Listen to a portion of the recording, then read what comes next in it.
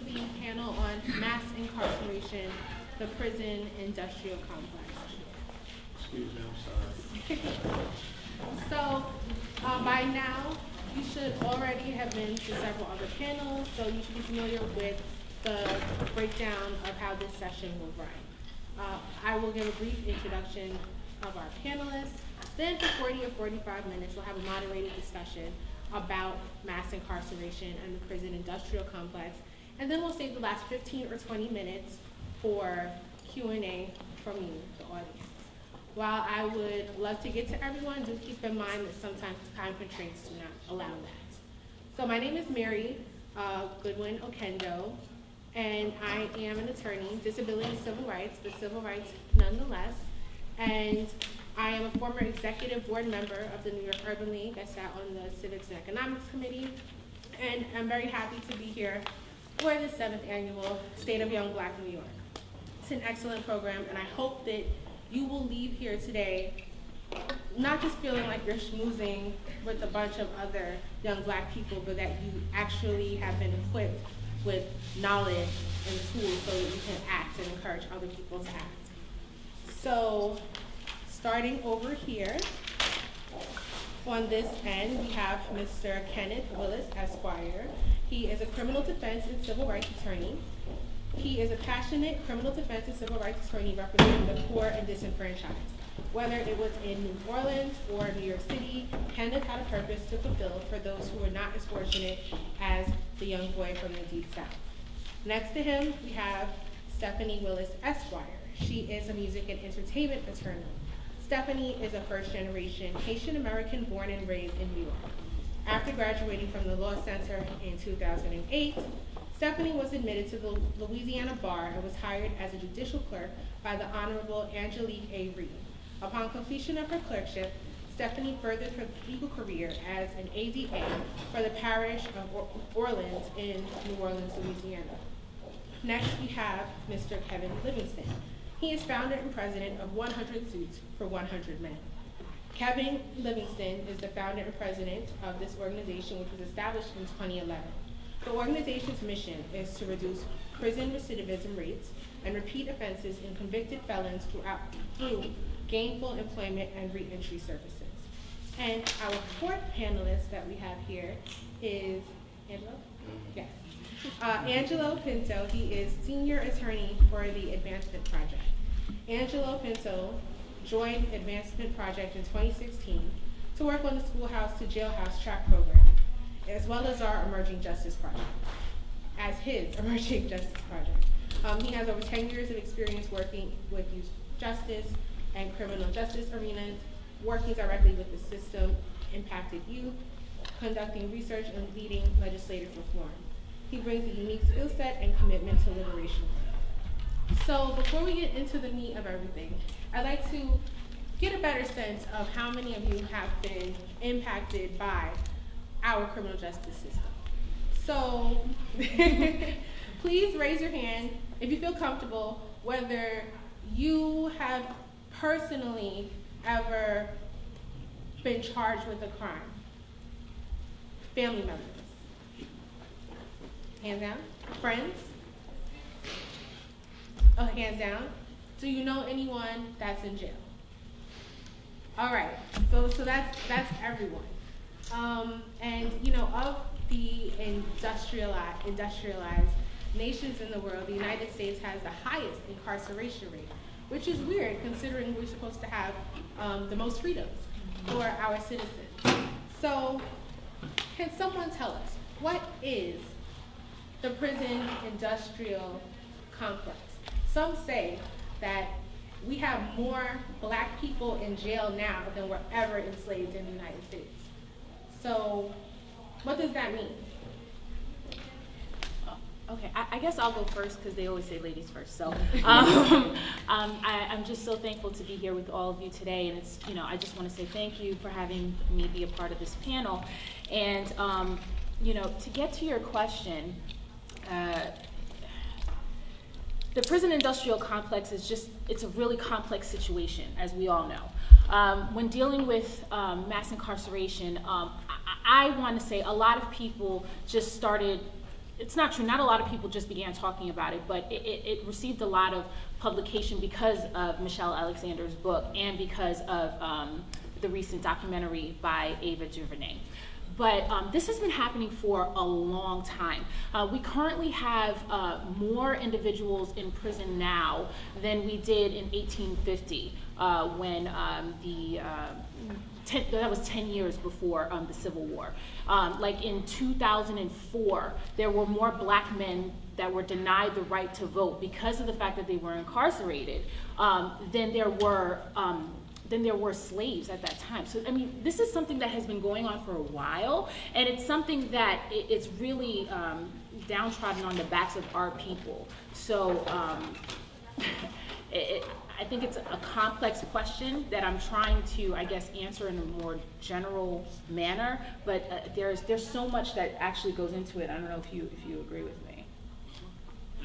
I agree. I mean, for us to only make up 13% of the population and represent 80% of the people who live in these facilities, and I know firsthand, I'm on Rikers Island 3 times a week where we run our academies in the GMDC building.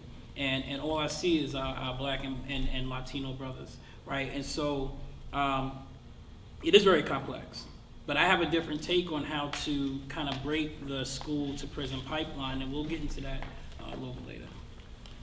Well, Stephanie touched on it, and some questions was asked earlier. By the way, I'm Kenneth Willis. I'm delighted to be here. Look forward to meeting you guys, and I think I know you.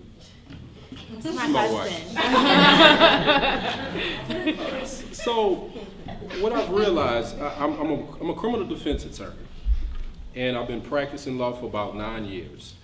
And I'm in the courtroom every day. I'm in the prison every day. I see this every day, and I see kind of what you see, but even more, right? And when we look at the prison system, the industrial complex, we look at it and we say, certainly there's some inherent bias, right? Certainly there is either a conscious or unconscious bias going on that's been playing out for over time. And then Michelle Alexander writes this book, right? And she says that she was influenced by other people, some radicals, but at that point she didn't really take that into mind. But I read the book and I began to realize what they were saying, and I said, wait, I thought I knew about this. But turns out I did not know that this was a totally different beast, right?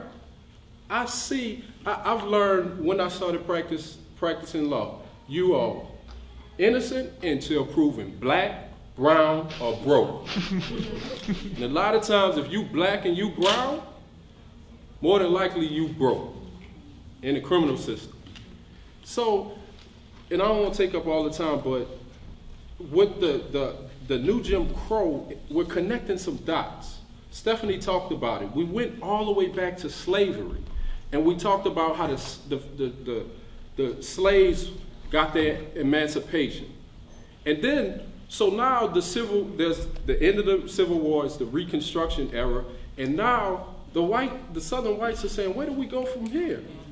How do we rebuild our system? How do we rebuild our economy? What do we do? And they're looking to all the 400 former slaves and saying, what do we do now? And then there was a loophole. Y'all heard about it if y'all watched the documentary. There was a loophole. Yes, everyone's free, but if you are a criminal, you are still considered a slave. And we're going to touch on how history slavery never was really, it was eradicated, but systems were replaced and replicated throughout the years. You look at slavery, you look at the segregation era, you look at the civil rights era, you look at Nixon, you look at the Reagan administration. Even the Clinton administration. The war on drugs, right? First it was war on crime, demonizing our blacks, you know, describing them as characters, as colored-faced pariahs. We heard a lot about that back in the 70s. You know what was interesting? Nixon was saying, when he was talking about trying to get all the white Southerners who were poor and the blacks and the poor whites, they wasn't all poor, they was working class. They had something in common. They had a common plight, right? And they was galvanizing, known as the populists, right? The People's Party. And the white elites saw that they were threatened. It was threatened. And they said, listen, if we let these blacks and these whites, poor whites, working class whites, these elites was bankers, owned the railroad, owned plantations, if we let them galvanize, we're gonna lose political power. So we can't let them get together. We gotta separate them, and that's when it all started, where there was this racial caste, where we're white, we're supreme, we're superior, and the blacks are inferior. And then the whites conveyed to the working class, you don't understand, you have a badge of superiority.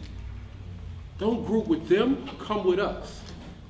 And that's how the working class whites came with the elites, Southern elites. Then we saw that in the history where it's called the Southern Strategy. Nixon, we think about it all the time. A lot of individuals who have the same plight as some of the Democrats, why are they fighting in the Republican Party?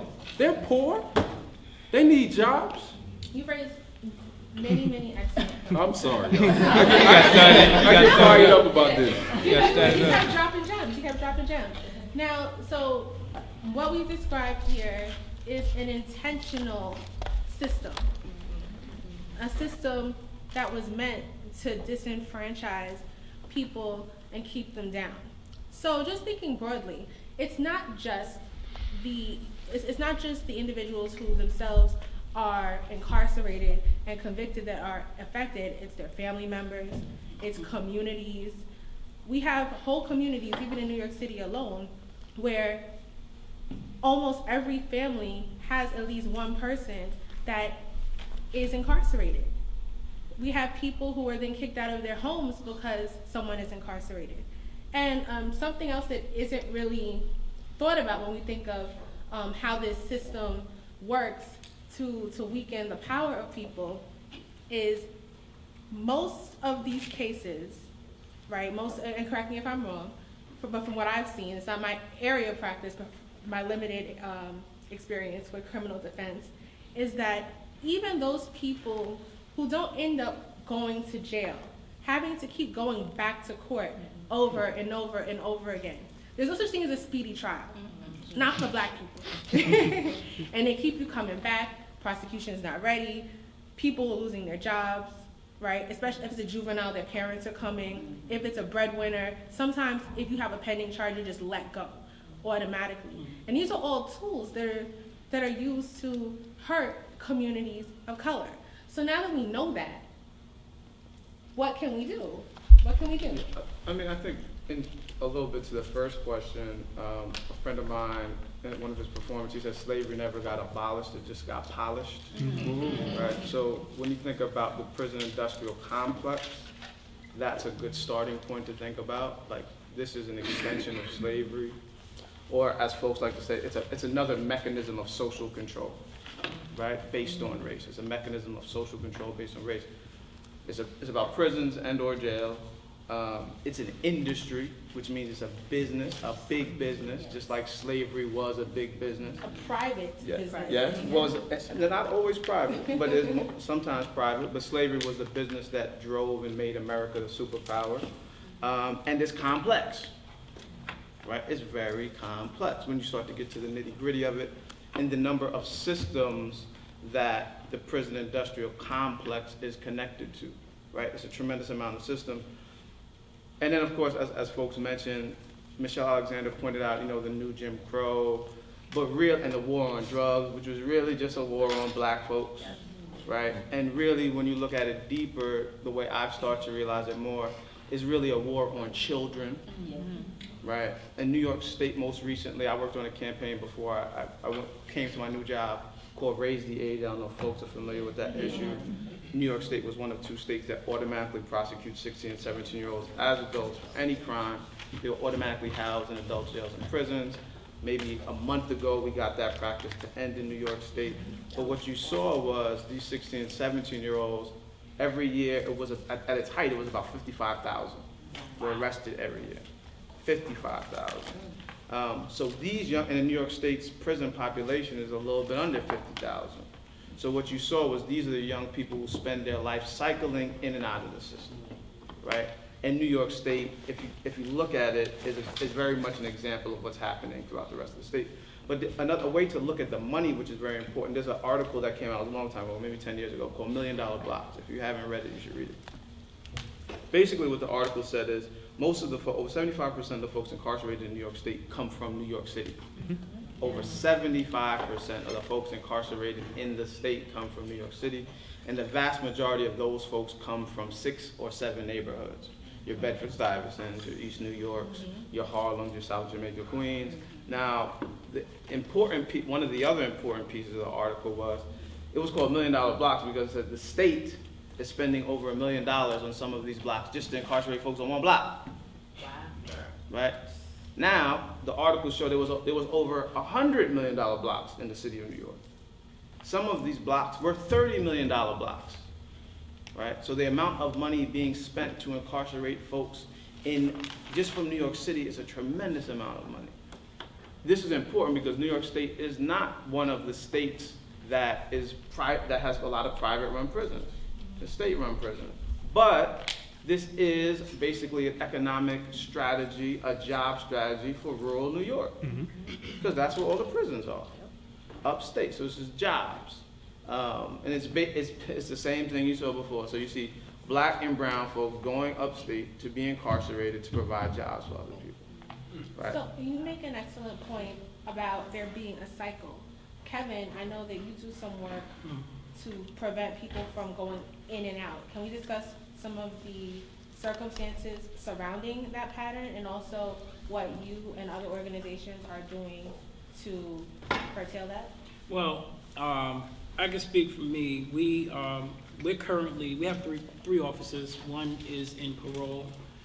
We have a male boutique in parole. So when men are coming home from incarceration, we have a big office space, and then we have big flowers, and we have suits.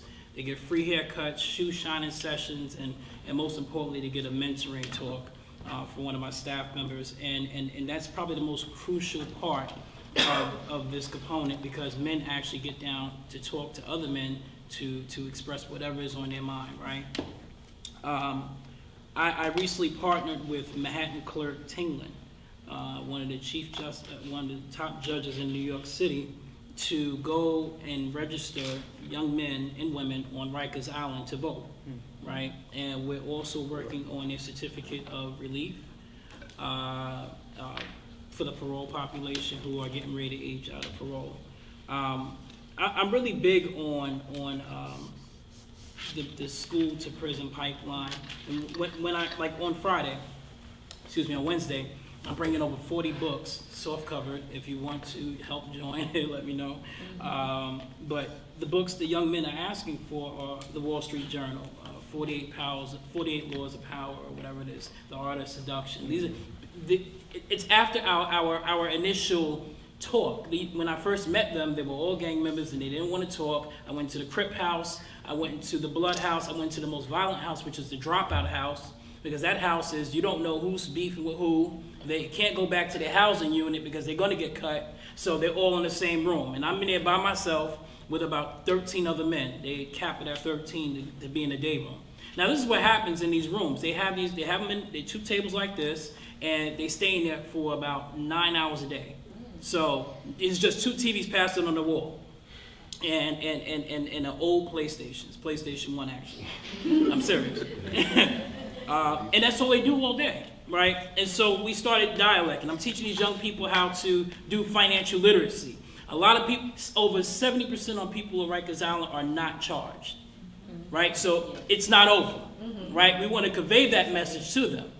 I'll tell you the first time I went to Rikers, and I want to hear from other parents, so I'm going to cut it right there. The first time I went to Rikers, I was going there to teach them how to tie ties. I was excited. I brought ties and everything else, but I was stopped.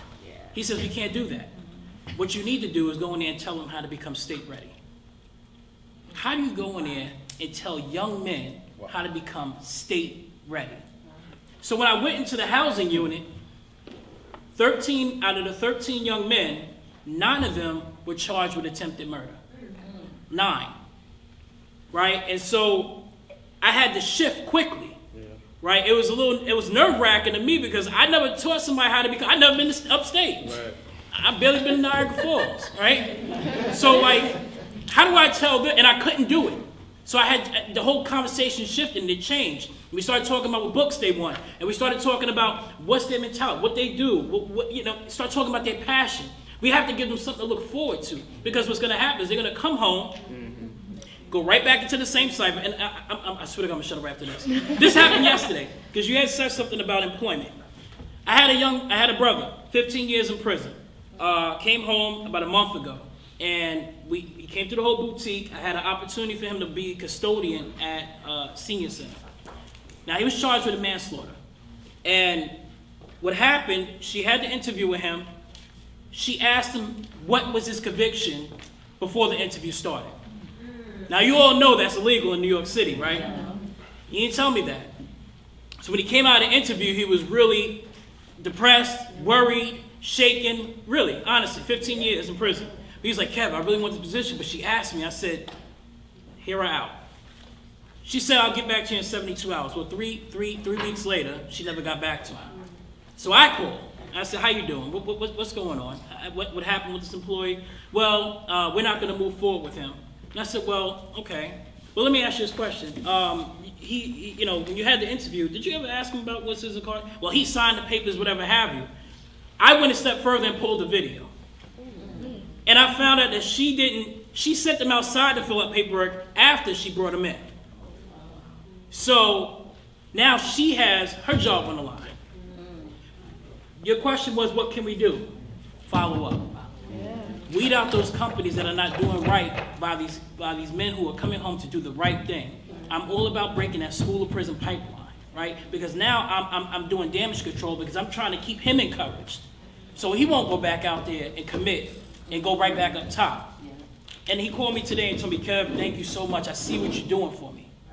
And now he's encouraged to go do the right thing. Follow up. That's huge. And that's how I start breaking that's the way I start breaking the school prison pipeline. I just want to say, people say it's not the school, it's the cradle to prison pipeline. Right? It's from the time you're born, wherever you're born, in many cases, that you're set up to go to prison. Can you describe some of those factors? I mean, I think if you look at the $1 Million Blocks article, it says certain neighborhoods, they just have a higher propensity for incarceration. And it's because if you look at in New York City, you have policies like stop and frisk. So there are police practices that target certain communities over policing. That's what happens. And now stop and frisk essentially is against the law. But now if there's a whole new thing that's happening in New York State, raids. If you look at the Bronx, Harlem, and Brooklyn, that's what's happening now. There's a whole website about a raids in New York. So the police department says the stop and frisk numbers are down, but what they're doing is they're going into housing projects and rounding up 100 kids at one time. And everyone is going to be charged with the most serious offense that anyone commits, because they're all going to be charged with conspiracy. Of course. I would completely agree with you there, but to go back to your question, and just to follow up with what he said real quick, they are charging the most highest crimes that they possibly can. As a former prosecutor, that is your job. You want to, that's one of the parts of my job as a former prosecutor that used to kill me every day when I went into court, okay? I'm going into court in New Orleans, predominantly black city, and I remember the first felony drug case that I had. It was an individual, he may have been in his late 40s, early 50s, right? And he was a habitual offender. And when they mean by habitual offender, it's somebody who has prior convictions. And a lot of the times when, and excuse me for saying this word, but they say habitual offenders, it's a BITCH, because literally it is. Because once you are a convicted felon, once you come back into court again, you know, you have that 3 strikes rule. And so once you're there, you come back that 3rd time, that's it. And so I digress, but to get back to my story, I remember sitting at a table. I'm the prosecutor in this case, and I see his family sitting right there, and he decided to take a plea. And because if we had gone to court, and we had a great deal of evidence against him, but if we had gone to trial, he was looking at a longer sentence. And so he decided to take the plea deal. And as they were taking him to the back, his daughter comes up to me and she looks at me and she says, "This is all your fault. This is all your fault." And I'm here, I'm the only black woman in that courtroom. My co-counsel is white, but she came to me and she said, "This is all your fault. You could have done something about this." And, you know, at the time, it broke me. But she's right. One of the ways that we can do more is, it sounds crazy, but this system is not going anywhere. So in the meanwhile, we need to have more of us in there. Because without us, there's no way that we're gonna break the system. Because if I were the one who had read the gist or read the police report, okay, and I was able to see, okay, maybe we can do something else. Maybe we can get him into some sort of a program. Maybe we can, what's the cause? What's the reason why he decides that he needs to sell drugs for a living, or he needs to do whatever it is? If we can get to that cause, then we can stop individuals from returning back into the system. There's a 70% recidivism rate. That's extremely high. LeBron James had this hashtag on Instagram maybe like a few months ago that said, "We need more." And it's absolutely true. We need more of us in those types of positions to stop the process. I was gonna say, I hear that. I don't know if that gets it done. Like in New York, if you look at the police department in New York City, and I helped found an organization called Justice League NYC, and we work with a group of officers called the NYPD 12, who are officers who are blowing the whistle on illegal practices within the department. And I have a conversation with some of them, and they're like, we need more officers of color. And I'm like, well, there is. And the department is wreaking havoc and doing all types of crazy stuff. If you look at Rikers Island, most of the correction officers are black and brown. So I don't know if that gets it done. I mean, the only thing the last thing I'll say is, Tupac has this quote where he says, "We ain't meant to survive because it's a setup." And the system is set up in such a way, even when, and I have a ton of friends that are lawyers now from going to law school, even when you're working in the system now, it's like one person cannot disrupt the system. I say it to folks all the time. An organization can't disrupt the system. It takes a system to disrupt the system, and we haven't built a system. And I don't think we're in a position to win, and even small wins, to be honest. I mean, even when you talk about police killings around the country, 9 out of 10 times these guys don't even get indicted, let alone convicted, let alone spend jail time. So we're just not in a position right now, from my perspective, to win. Even though there is a lot of attention around and visibility to this issue of mass incarceration, we're just not in a position to win. I can't really say that though. I can't really say that. I'm gonna have to respectfully disagree. I'm just gonna chime in on that. Let it go. I think that both of you are right. We have to work within the system so that we have the knowledge on how to break it. But I feel like that's what we've been doing. There's 150 years of evidence that show that doesn't work. But I'm not saying you don't, but it's how you break it. I don't think you break it by being an attorney, because I know myself and other attorneys, like, you probably feel helpless sometimes because you see how things are going on and you're like, but I'm powerless. At the end of the day, it goes down to the laws, right? We are only enforcing the laws that exist. The mandatory minimums, the actual criminal offenses, if people wanted, we could have laws being very clear about when an officer should be indicted. White It's like folks the laws are white folks don't get arrested for doing the same exact thing as black folks. Agreed. So it's And not the law. I totally It's not agree the with laws you there. then. It's not But the here's laws. the thing, though. It is the laws, though. It's It who is the gets to laws enforce the laws. because if On who? you but here's the thing, though. If you have individuals who are in the legislature, who are there, who are, essentially giving what the law is, you have more of us in there, then that can do some sort of a change. And I understand what you're saying And about. that's why it's, I'm sorry, but that's why I'm so incredibly hyped with Judge Tingland going on this massive voter registration and education for young people in these correctional facilities. Because more often, when we get out there and vote in masses, because it begins with us, Right. we can then affect legislation. Legislation can affect laws, and then we can reverse that cycle. Just, I just want to say real quick, again, we ain't meant to survive because it's a setup. Tupac said that, right? Felon disenfranchisement. If you have a felony, often you can't vote. Florida has almost 2 million people who can't vote because of felonies. Well, Virginia, let me say this. I'm just saying that to say that there's a system in place that even though we're in this race to address mass incarceration, they had a 150-year head start. Right? So the idea that you can beat them in a system that's set up just to protect them, and that's the other thing that I realize for black folks, we believe fairness is going to happen. No. And I'm just saying, when you say we're going to reform the system, you're saying the system can be trusted. I'm saying you cannot do But that. you can't change it, though. But this is let me get a little 2 cents in. Yes, Just a little yes, 2 yes. cents. When Stephanie said that we can change this or do some type of effect, may not be something revolutionary, but one prosecutor at a time, we really need to stress on how important a prosecutor's role in a case. Prosecutors got more power than judges. Yeah. They see the case before it gets to the judge. They are able to exercise discretion. Now, we got this new attorney general, somebody from Alabama who cultivated his career on tough on crime by the name of Jeffrey Sessions.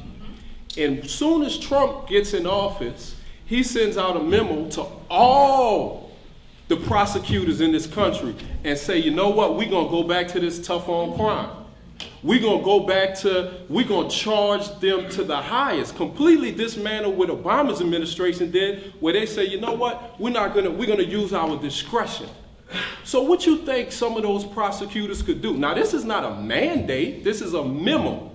If we have some black and brown attorneys in office, prosecutors, being able to look at the file and use their what? Discretion. Despite this memo that this guy from Alabama, right? We want to talk about the new Jim Crow. This guy's from Alabama and he's in office as the Attorney General of the United States. And he's bringing back this tough on crime, war on crime, all this talk that got people thinking that there's a lot of violence going on. Trump gets on the stage and say, they raping our women. They killing our, don't that sound familiar? That sound like what they were saying after slavery and Jim Crow. The same old stuff. So when we're talking about replacing, replicate, Angelo said it wasn't abolished, it was polished. We're seeing the same institutions that's furthered, that's fueled by racism, classism, repression. But at least start with a prosecutor. At least that's a little step closer. It may not change everything. And one second. One key word that you kept saying was discretion, and I think that's the biggest problem. Because while we may wait for more of us to get in there to exercise this discretion, we still have this issue, and that's why I say the laws. Because discretion is only a tool when the law isn't clearly spelled out. You know what I mean? So those things have to be more intentional. And it's not going to be overnight, I don't think. They'll always have discretion. Always. But we'll have more tools to counteract that. If the law says they have the discretion to do X, Y, and Z, and they exercise that, then you're out of luck. But if the law says you're supposed to do X, Y, and Z. This is the thing. And I mean, I always believe you got to do both and, right? You have to give black folks in those positions. I completely agree. I just don't think it's gonna be sufficient, ever. So I just wanna be clear about that. That's my perspective. Okay.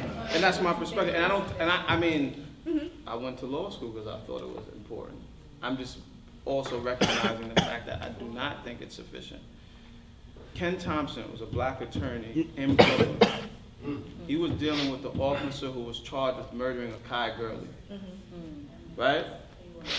The guy didn't do no time. Ken Thompson, black folks got Ken Thompson in that position because we said we're going to get a black prosecutor who's going to do what we want him to do. He had the opportunity to prosecute and send this guy to jail, this police officer, and he did not. He gave him probation. I don't know no black person who gets probation for killing somebody. I just want to say that. Now, we're dealing with Jeff Sessions in the federal government, right? One of the most powerful men in the country right now. When we had Loretta Lynch, right? When we had other black folks, when you talk about a couple years ago, right? We had a complete 180. They were not implementing policies that were radically going to transform the circumstances for black folks. You had consent decrees happening around this country that would say, we're going to look at the pattern and practices of police departments where there's egregious things happening. Just the consent decree. Consent decree doesn't do a damn thing. I just want y'all to know. Didn't do a damn thing. And now even Jeff Sessions is saying, we're not even going to look at them anymore. So when we did have black folks in positions of power, black folks who, of course, on paper and I think in real time are much better than a Jeff Sessions, we did not make the kind of progress that we need to make as a people, right? And that's just the reality, that's the fact of the matter. Now, yeah, I was gonna say that. That's an excellent point. So I'm gonna open up the floor to questions. Yes? So for Pinto, my question is, do you have a resolution? What do you, in your opinion, feel like needs to happen, since you don't feel like it's that we need more of us in office? What do you feel like, what can we do since we're behind in the race? I think that's part of the strategy. I feel like a strategy to address mass incarceration has to be much more comprehensive than what it is right now. There's a couple of folks talking about this idea of cutting the prison population by 50 in the next 20 years. Glenn Martin at Just Leadership, who's running the Close Rikers campaign, and de Blasio said they're going to close it in 10 years. That's going to matter to anybody then. He won't even be in a position to do it, right? And then Van Jones is talking about it on the national level. There are not, states do not have comprehensive plans to address legislatively even to pull things back. So for instance, New York State, I was the campaign manager for this Raise the Age thing. They say it's the most progressive criminal justice reform since the Rockefeller drug reform. It's the tip of the iceberg. It was huge, but we didn't do nothing. For real. When you look at the numbers. We talk about, like on Rikers Island, you can't close Rikers Island unless you have comprehensive bail reform and speedy trial. You can't do it. As the brother said, there's people, they're on Rikers, none of them been convicted of nothing. Unless you're down on appeal. Because I used to teach legal research. Unless you're down on appeal. They haven't been convicted of a damn thing. Right? You're talking about between 13 to 18,000 people. Right? That's the reality. And you're talking about kids too. My mother works with girls on Rikers Island. You're talking about kids, 17, 18-year-old girls. You're talking about children growing up in jail and prison, right? How are you not going to recidivate? So part of what has to happen is, the first thing is, we have to realize that the system is not meant to serve us. We gotta get that in our mind. Like, the system's not meant to serve us. If it has the opportunity, it will destroy you. That's what it's going to do. Now, we can have a plan to say, listen, we have to build an alternative system that confronts this system from policing all the way to reentry, right? When folks have to come home. You have to have a system that goes from policing all the way to reentry. And then on top of that, black folks have to create community and a way of life that keeps black children safe from this thing. And we ain't talking about that. And some folks are, I don't want to say that. All we're talking about primarily is confronting the system that's killing us. So basically, like we have an ineffective shield. Someone's coming at you with the gun blazing or the sword swinging, and your shield is broke. That's what we got. And we ain't got no gun or nothing. That's the situation we're in. So we have to really transform how we look at these things. And the other pieces, for the vast majority of folks, we don't even see it as a big issue. It's visible with Michelle Alexander in 13. Most folks don't know anything about that. They ain't talking about that. They ain't talking about Real Housewives or whoever. I mean, that's the reality. Side chicks now. So we, as a people too, are, you know, this, I say that we're going to move into generation woke. I believe that for the babies, because of just the circumstances we live under with Trump. And I hope that that creates an atmosphere for us that we decide, that we realize we got to move differently in this country. Otherwise, we're going to, the same thing's going to keep getting worse. Thank you. Yeah. I felt like that was the answer I was looking for, and I wanted you to say it. I felt like it was there, and I wanted you to say it. So thank you. And you were still censored with that. I can tell. So. Definitely. And also, you know, it's up to us to put pressure on your state officials in terms of bail reform. We have way too many people sitting in these facilities who can't make a minimum bail to come out, so they sit in these things for months on end. Now think about it, you have a high school person or a young person who never had any involvement in the criminal justice system, and when you go in there, it's gladiator school. If you don't know who it is, seriously, right? And so, how many people have been incarcerated before? I've been to Rikers Island, or been to the boat in the Bronx, you know what I'm saying? And just seeing how it changes you. Right? So again, you have somebody who's never been involved, may have been to school, graduated, but made a stupid mistake, but they're sitting in there for 2 or 3 months. It will literally change you because sometimes you're forced to get into a gang, you're assaulted, the guards are assaulted, so their whole mentality is changing. So we have to put pressure on our state legislators to put this issue up on bail reform. Yes? Hi, I'm Christine. I'm a social worker, so it's really interesting, like when we start talking about like recidivism rate, even like the mentality as to why we got into this situation. I work with like students from foster care who are, you know, trying to kind of go to college, and so it's just really interesting to see like their slave mentality because they're always stuck in that situation. Like I have students who, like to them, jail is whatever, like, but they don't see a longer picture. So I guess my statement / question is not necessarily about the whole system because it starts out with the thought, right? How can we help with that foundation? Because if we can help change the mindset of how people move and operate, then that can begin to transition other pieces of the system to then impact the whole system. I completely agree with you, and I have to commend you because your work is very, very hard, what you do on a day-to-day basis. And really, it starts with you as the social worker. I personally believe that it starts with education. The reason why a lot of the students that you deal with feel the way that they do is because they don't know anything outside of the 4 walls of their home. They don't know anything besides the city block that they're on. They don't know anything besides the corner store that they see. So obtaining some type of education, reallocating funds that are going to the prison system back into our educational system, I think is essentially what will help. For example, this was a while back, but when I was in Louisiana when Hurricane Katrina hit, okay? When Katrina hit, you had a whole bunch of money just coming into the city, right? And I don't know if you guys know or if you guys have ever been to New Orleans, the real New Orleans, that's a tough place to live. It's beautiful, it's culture, but that's an extremely tough place to live. The people there, they're amazing, but I'm gonna just say it's tough. And one of the ways that a lot of individuals thought we could change or like change the mindsets of individuals was through education. But the money that was being filtered into the state went into fixing the Superdome and to fixing the French Quarters, where tourism is, instead of reinvesting that money into the educational system. So what can we do? If you know the state and the federal government are not bringing in money into our homes, into our communities, then it's up to us.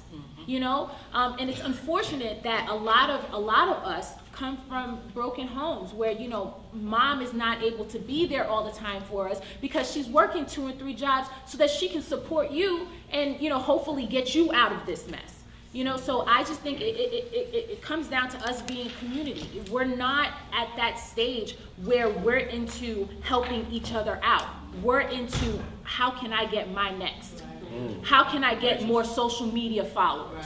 How can you know who I am? And it's at the end of the day, it's not about who I am, but who we are, because they're looking at us collectively, not just as an individual. So it starts with you. That's what I'll say. And just to say something, Tupac, he had another song called and because, I mean, when you look at some of his music and other rappers' music, they're really giving you a dissertation of what it is like to be young and black in America, right? And he had a song called Trap. And in the video, he's being chased by police the whole video long. And that's what the experience for most young black folks in America is. The system is constantly on your heels, right? It's just like the slave catchers if you left. They was on your heels. That's your experience. Now, jail has and not even just jail, because in New York State, if you go into a housing project, you see a mobile command unit, you see heavy police presence. I tell people now they don't need stop and frisk because they have open air prisons everywhere you live. You don't need jails and prisons anymore. You ain't going to need them. So the reality is the conditions for most folks in their communities, and then when you go to jail and prison, that has become the rites of passage for black and brown folks. So if you're a black boy and George Jackson and Soledad Brother and Blood in My Eyes explained it perfectly. He talked about his experience as a young man the first time he's involved in criminal activities. Like, you know, someone came to him and said, really, you're just rebelling against a system meant to destroy you. That's what you're really doing. It looks like you're a criminal on the surface, but no. You're rebelling against a system that's really meant to destroy you. Something in you is doing it. That's why kids walk out of school. There's a woman, Grace Lee Boggs, she says, they're voting with their feet. They don't want to be there because it's not for them. And even folks in the education field, they know, they say they're not culturally responsive education. So if you're black, why would you want to be there? Right? The system is meant for you to do certain things, so then the system to say, you're a criminal, you're this, you're that, and lock your ass up. When the reality is, that's all part of the plan. There's a great book called All God's Children. You gotta read it. It's about a guy named Willie Bosket in New York. He's the reason 13, 14, and 15-year-olds are prosecuted as adults. In New York, 13, 14, and 15-year-olds can be prosecuted as adults for certain crimes. Basically, the book, Willie Bosket committed murder on the 2-3 train when he was 15 years old. At this time, 15-year-olds were not prosecuted as adults. So they changed the law with him because they was like, oh, this kid's a monster. This will never happen again. The guy named Fox Butterfield, he's working for the New York Times. They said, I want to know how you get a Willie Bosket. How do you get a 15-year-old committing murder in New York City twice, 2 times in less than a week? Willie Bosket's dad committed murder. His granddad committed murder. But what they followed the family all the way to Edgefield in South Carolina, the most violent county in the most violent state, who was basically run by Irish Scots, right? Who were dueling, right? Exactly. So the culture of violence you see black folks, young black kids engaged in, was a culture of violence they inherited from Europe, right? Right? And now when you connect that with a system of poverty, city poverty, it's exacerbated. You ain't dealing with kids. We didn't create the culture of violence. Just like black kids ain't building no guns. Ain't no gun shop in Bed-Stuy. Everyone knows that's not deep. But these young people are still the ones who, and now people are making millions and billions of dollars off drugs. You're talking about the marijuana industry, and young people still get incarcerated for that. Right? Then that's why I say the laws don't matter if you're black. Right? The laws don't matter if you're black. And I was at the new museum in Washington, D.C., and I want to read something to you folks. It was saying in 1860, it was $250 million. That's how much cotton was worth, like the amount of cotton produced in that year, 1860. $250 million. 1860. The value for black folks, enslaved black folks in 1860 was over $3 billion. In 1860, I say that to say, you gotta give people the fucking money. Black folks built this country. And this is the deep thing now. When you look at $1 million blocks and you look at everything else, guess what? You see those numbers? Those are the same numbers for black folks being incarcerated today. America's still making the same money on black folks today. So the cotton industry is not a prison industry. Right. And if you look do the numbers on 1 million black bodies in prison, and that is deep now. Because you're really talking about 13 million on some type of supervised supervision or control. We talk about 2 million incarcerated, that's nothing. You talk about the people on probation, on parole, forget about it. You're talking about maybe a $3, $4, $5, $6 billion industry built on black folks still. But we're not talking about the dollars. Right? So we are out of Sorry. time. Thank you. So we're out of time now. If I could, just because we spoke a lot, if everyone could have 20 seconds to give a takeaway for a call to action. What can we do after we leave here today to address this? 20 seconds. All right, so look, it's cute that we have a this is mass incarceration, criminal justice. We need to change the conversation. We need to expand it. This is a race issue. This is a human rights issue. The information that we're getting, everybody's starting to get more and more educated. Like Angelo said, nobody cared about this back then, 5, 10 years ago, right? So now this has to get infectious. We need to talk more about it. Spread the word. Talk to your colleagues. Talk to the progressives in this state. And spread the word and change the conversation. Mass incarceration is a human rights issue. That's a great takeaway. Stephanie? I just want to, talking about it, talk is cheap to me. Right I'm on. sorry. That's true. Right on. That's true. You know, talking about it is one thing, it's more so to be about it. And, you know, I understand a lot of us, you know, we have jobs, we have responsibilities, but if you are truly passionate about this issue and truly passionate about our issues as black people, black and brown people, then, you know, you need to do what what the generations before us did. You need to put yourself on the line, because without doing that, nothing's gonna happen. So that's my takeaway. Yeah, absolutely. And I share, right? So, no, seriously, our community is our responsibility, right? And that's one of the reasons why I stand for Colin Kaepernick, right? This brother is being blackballed by the NFL. I'm not sure if you saw by him donating suits to parole. That was my company, right? And then we spearheaded a national I Stand for Colin movement in 13 different cities in front of the NFL headquarters. The point is this. We need to stand and take care of our own community. We have to get on the front line and not be afraid to die for the cause. That's right. I say that to anybody. You could watch Pix 11 on Wednesday night. I said that to Mr. G. I'm not afraid to die for my people. I'm not afraid to die for the cause. Don't be afraid, take action, and don't let this be another talking session. I just want to say that a lot of gratitude, respect, and honor for the panelists, for the work y'all committed to and what you stand for, and everyone in this audience who's here to talk about these things, because if you're here, you care about it. We each have to go home tonight and every night and ask ourselves, what are we going to sacrifice? What are we going to sacrifice? And the other piece is, who else are we going to pull into this? It's not going to happen until a critical mass of us are pulled into this conversation and fighting for it daily. Thanks. Please give our panelists a round of applause. Make sure that you complete the breakout evaluation. The URL is bit.ly/SOYBNY17digital, and inside a /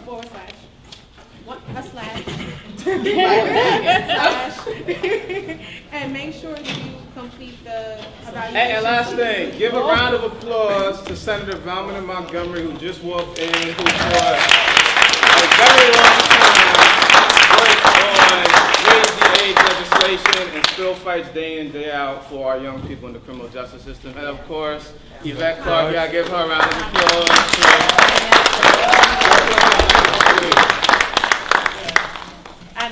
And I just want to say a special thank you to Angelo Pinto, who really led the fight on Raise the Age in the state of New York.